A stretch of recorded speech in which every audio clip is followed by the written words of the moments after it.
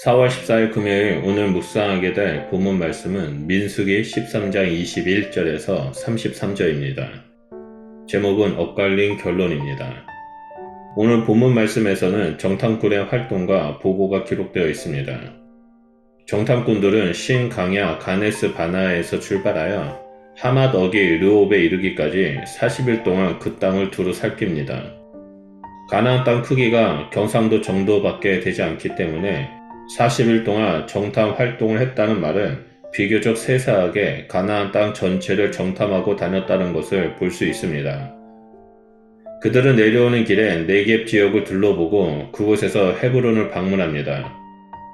본문 말씀에서는 재미있는 정보를 제공하는데 헤브론이 이집트의 소환보다 7년 전에 세운 곳이라고 말합니다.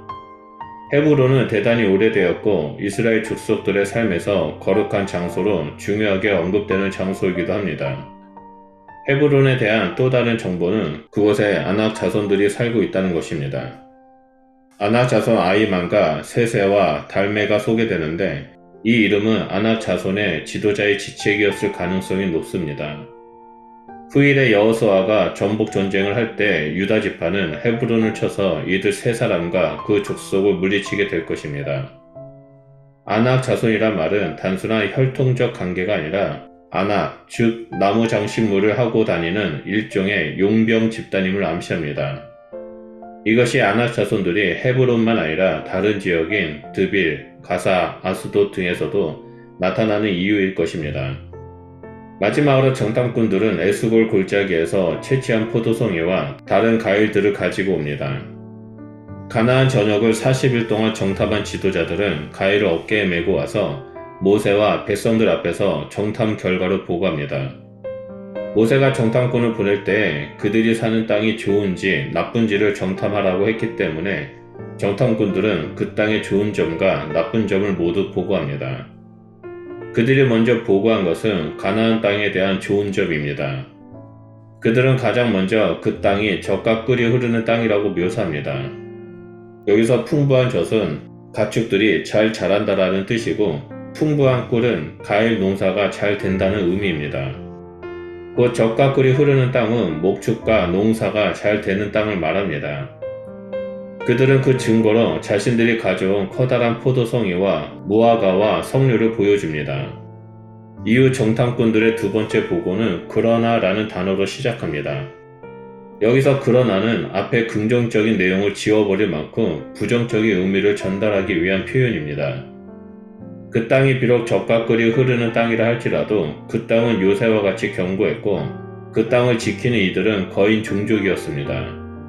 아낙 자손들이 땅을 차지하고 지키고 있다면 자신들의 힘으로는 이기기 어렵다라고 판단했습니다. 그리고 그 땅이 비록 젖과 꿀이 흐르는 땅이지만 군사적 상황이나 인종적 신체 조건 등을 고려할 때 그 땅을 이스라엘 백성이 취하는 것은 불가능하다라고 결론을 내립니다. 정탐꾼들은 부정적인 언급으로 인해 백성들 사이에 상당한 동요가 일어나기 시작합니다. 보다 못한 갈렙이 일어나 이스라엘 백성들의 동요를 진정시키기 위해 외칩니다. 갈렙은 모세와 백성들 앞에 서서 짧지만 매우 단호하게 우리가 반드시 올라가서 하나님이 주신 땅을 상속받자라고 호소합니다. 갈렙의 노력에도 불구하고 다른 정탐꾼들의 부정적인 악평은 그치지 않습니다. 이제 10명의 정탐꾼은 작정하고 그 땅을 폄훼할 뿐만 아니라 이스라엘 백성을 모욕합니다. 장대한 아낙 자손들 앞에 서면 이스라엘 백성들은 메뚜기처럼 무기력한 존재일 수밖에 없다라고 외칩니다. 땅에 대한 평가는 긍정적인 측면과 부정적인 측면에서 사실 갈렙과 열 정탐꾼 사이에 아무런 의견이 없었습니다. 하지만 갈렙, 여호수아와 열 정탐꾼 사이에는 중요한 관점의 차이가 있었습니다. 현실에 대한 평가에서 믿음의 눈을 가졌느냐의 여부입니다. 하나님의 약속을 상속받는 길은 현실의 어려움에 압도되지 않고 하나님의 약속을 신뢰하고 붙드는 것입니다. 이 세상을 살아가는 현대 그리스도인들 역시 하나님의 약속하신 미래를 믿음으로 내다보면서 두려움 없이 도전해야 합니다. 고린도전서 10장 11절은 광야 생활을 했던 이스라엘 백성의 삶이 현재 우리에게도 중요한 본보기가 된다고 말씀하십니다. 마지막 때를 살아가는 우리가 경고를 받고 깨우치도록 강야 이스라엘 백성의 삶을 우리에게 알려주셨습니다. 우리 믿음을 가로막는 가장 큰 적은 두려움입니다. 두려움은 하나님의 일하심을 온전히 신뢰하지 못하도록 만듭니다. 하지만 하나님께서 우리에게 주신 것은 두려워하는 마음이 아니라 능력과 사랑과 근신하는 마음임을 명심해야 합니다. 또한 우리는 갈렙처럼 천하보다 더 크신 창조주 하나님을 바라보며 약속의 말씀을 붙잡고 승리의 길을 걸어가야 합니다. 우리가 살고 죽는 것은 외적인 조건에 있는 것이 아니라 말씀에 대한 우리의 반응에 달려있기 때문입니다. 오늘 본문 말씀을 통해서 우리가 믿음의 관점으로 세상을 바라보느냐 아니면 인간의 육신적인 눈으로 세상을 바라보느냐에 따라서 그 결과의 차이를 볼 수 있습니다. 믿음의 관점으로 보는 자들은 하나님의 능력을 위지하고 하나님께서 말씀하신 것을 쟁취하며 이 땅에 하나님 나라를 세워갑니다. 반면에 육신의 눈으로 바라보는 자들은 자신을 메뚜기와 같다라고 여기며 하나님을 배역하는 일들을 행합니다.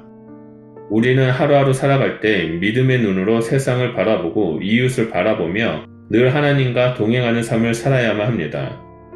마지막 때에 다시 오실 주님을 기다리는 백성이라면 그 믿음의 눈을 가지고 하나님의 말씀을 굳게 붙잡고 한 걸음 한 걸음 전진하는 자가 되어야 함을 오늘 본문 말씀을 통해서 볼 수 있습니다.